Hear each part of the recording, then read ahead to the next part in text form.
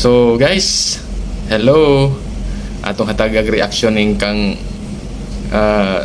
number of votes ni kuan guys ni Senador Amy Marcos. So unsa man gay ako gatuod jud guys nga ang mga Duterte grabe gyud og kuan love guys mga tao gyud kay ano kaning ni ang panahon na og wala dal-an ni Inday Sara si Amy, wala niya gituboy nga hapit na itong pag-uli ni Inday Sara, pag-uli niya sa Pilipinas iya din gituboy si Amy kay wala ni gituboy na diris number 14.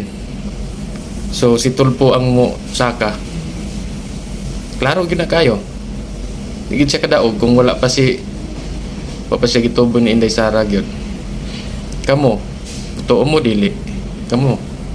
So inyong reaction comment lang mo sa comment section na. Okay, congratulations Senador Amy Marcos, mabuhay ka Inday Sara. Approve.